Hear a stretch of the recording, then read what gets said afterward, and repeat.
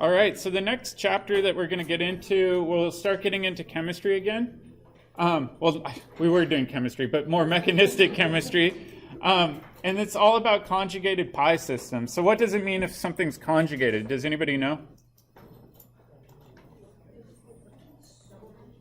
Alternating double single bonds, right? So this would be a conjugated system where we've got alternating double single double bond, right?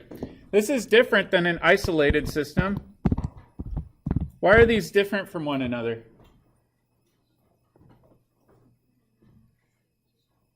An isolated system has an sp3 carbon in between, whereas in this system, all of these carbons in a conjugated system are sp2. So the sp3 system makes an isolated, the sp3 carbon makes an isolated system different. Why?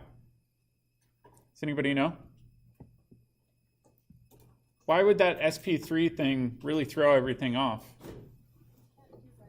Can't do resonance, right? If we have an sp3 carbon, we lose the ability to delocalize resonance through that carbon, right? Where in a conjugated system, all of those electrons are essentially speaking to one another, meaning they're all aligned in the same orbital system.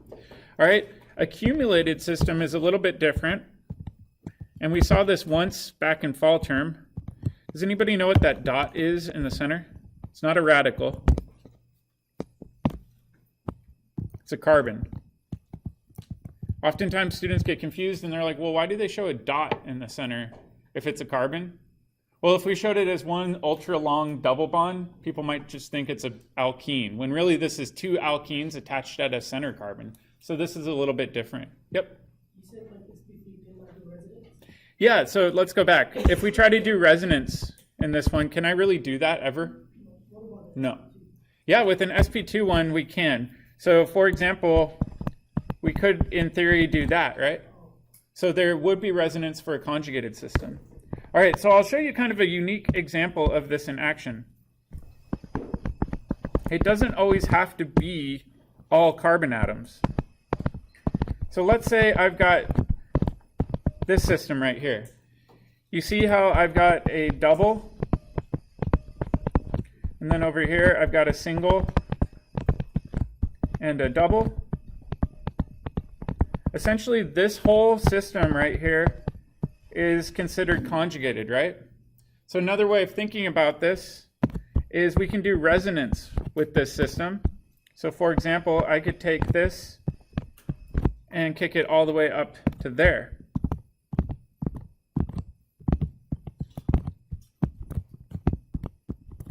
Does that make sense? So that's the whole idea behind a conjugated system, is it allows for resonance delocalization of electrons across multiple atoms. All right, whoops, I forgot my positive charge over here. All right, so let's think about this. I'm going to draw this molecule down here again, and I'm just going to draw it like this. If we look at this bond right here, it has restricted rotation.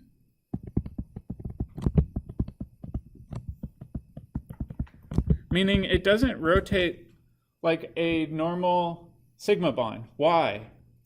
Why does this bond have restricted rotation? Meaning, why doesn't it rotate as freely as a normal alkane rotates?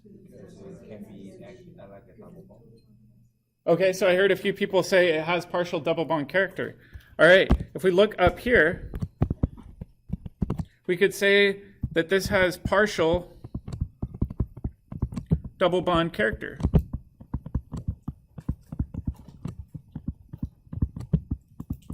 So conjugated systems are kind of unique that way. If we think about a conjugated system, we show it as alternating double, single, double bonds. The reality is, we know with resonance, it's a hybrid of multiple resonance structures, which means sometimes what appears to be a single bond is really in between a single and a double bond, right? And that might actually restrict the rotation, meaning it's not going to rotate as freely as a true single bond. All right, and I'll show you this in kind of a unique example.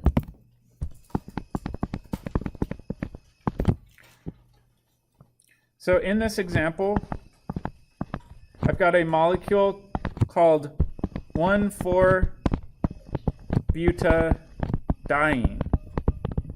So it's a butane with 2 alkenes, one coming off the 1 position, or sorry, 1,3-butadiene. It's got a double bond coming off the 1 and 3 positions, and it's got 2 alkenes in there, right? All right, if we think about this bond right here, do you think it's going to have restricted rotation, kind of like we saw above? Yeah, definitely. So just like we saw above, this has restricted rotation.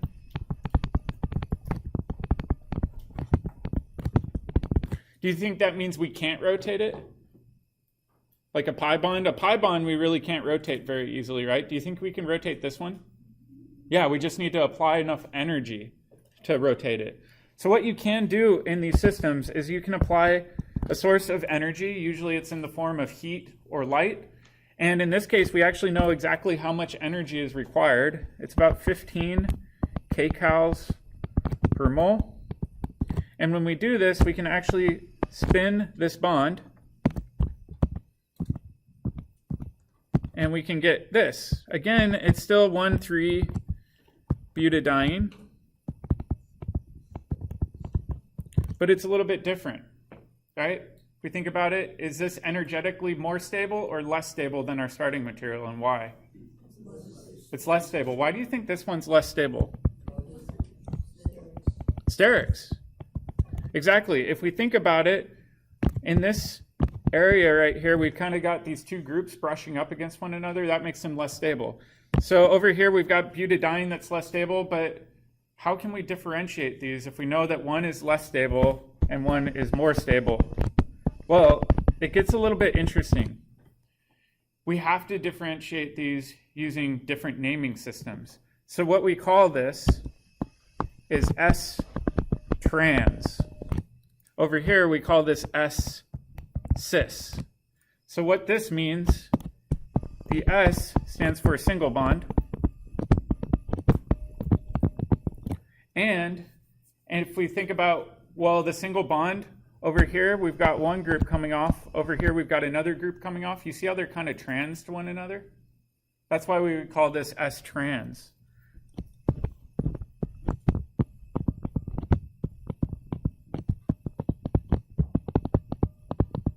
Versus over here, this says that they're cis to one another. So you may see this thrown around in textbooks to indicate, hey, we've got partial double bond character, which means we need to describe which conformer we're talking about. Are we talking about the S-cis conformer or the S-trans conformer? It's different than cis and trans with alkenes. Cis and trans with alkenes is just cis or trans.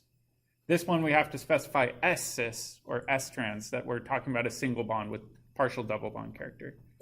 Make sense? A little bit confusing. All right. So let's briefly talk about how in the heck we prepare these dienes, these conjugated molecules. Let me fix this really quick. And luckily, most of this is going to be review. So let's say I have this starting material, and I want to make this S-trans 1,3-butadiene. How would I make this? What reagent do I need? We need a base, right? What sort of base would you recommend for this? Yes, sure. We could use something like terbutoxide. That's a big, strong base. We know that that would do E2 chemistry to give us that desired product, right? So that's possible. All right, now let's make this a little bit harder.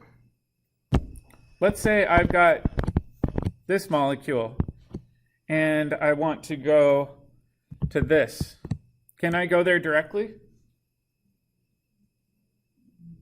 Probably not, but what you can do is kind of do a workaround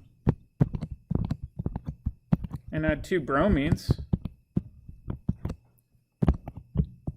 and then go there. So what reagents would I be missing in that first step? Br2, that's nice and easy. All right, what about over here in my second step? What would I need in order to get 2 elimination reactions to occur like that? So I see a lot of students do NaNH2. However, that actually wouldn't work. Does anybody know why? So if we did NaNH2 in excess, we would actually end up with this alkyne. That's not what we want. So how could we maybe favor formation of the double bonds coming off the ends rather than in the center right there? Yeah, what if we use a big bulky base in excess?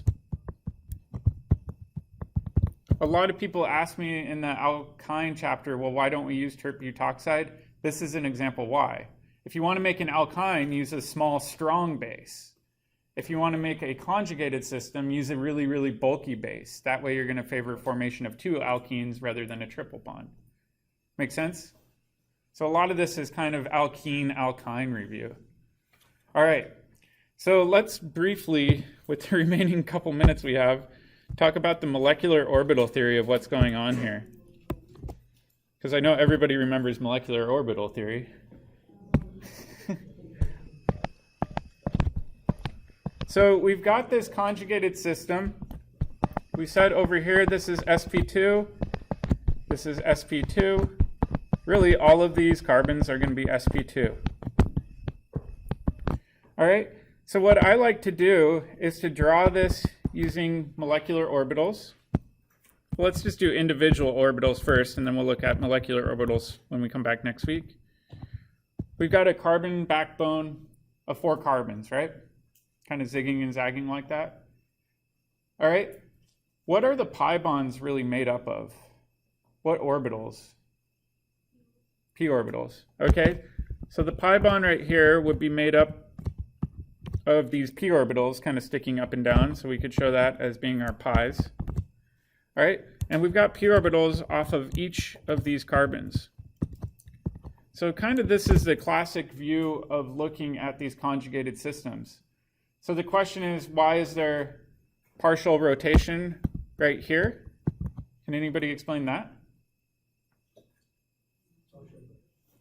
Well, the reality is these electrons are going to be delocalized across this entire cloud system a little bit because they're all perfectly aligned with one another, right? If they're perfectly aligned, the electrons might skip over to the other side because that orbital is in perfect spatial alignment with it.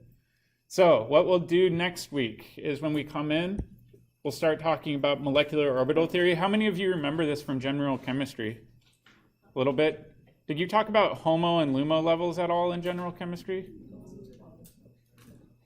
No? All right. I just wanted to get a gauge. Tomorrow or Monday when we come back in, we'll start talking about HOMO-LUMO levels as it relates to conjugated pi systems.